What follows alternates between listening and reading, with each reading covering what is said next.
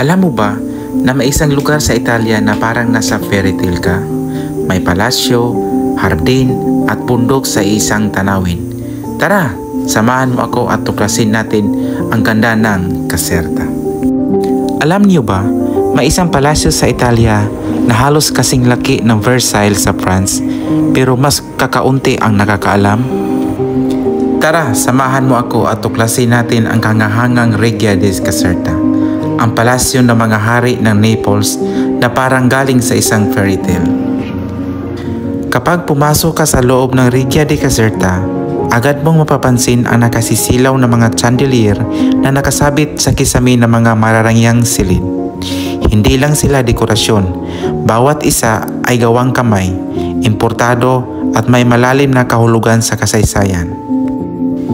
Noong ika-18 na siglo, wala pang kuryente. Ang mga chandelier sa palasyo ay ginagamit na may kandila, kadalasan gawa sa kristal, tanso at ginto.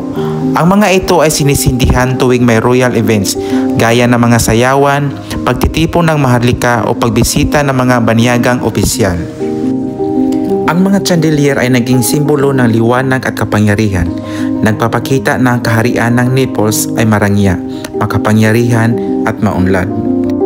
Marami sa mga chandelier ay gawa sa Murano glass, isang uri ng kristal na galing sa Murano Island, Venice, na kilala sa napakagandang kalidad at kulay.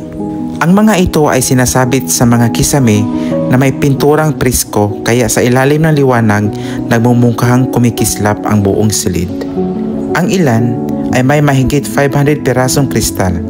Bawat isa ay nililinis at pinapalitan ng kandila ng manumano na mga tagasilbi noon.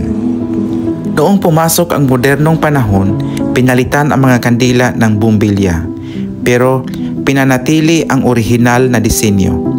Kaya hanggang ngayon, makikita mo pa rin ang mga chandelier sa throne room, royal apartments at hall of mirrors na mga patunay na kasaysayan ng liwanag at karangyaan ng Caserta. Grabe, di ba? Hindi lang basta ilaw ang mga chandelier ng Reggia di Caserta, ay mga saksi sa daan-daang taon ng kasaysayan at karangyaan.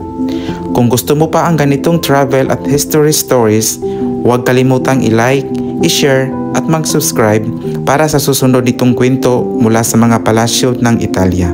Ciao!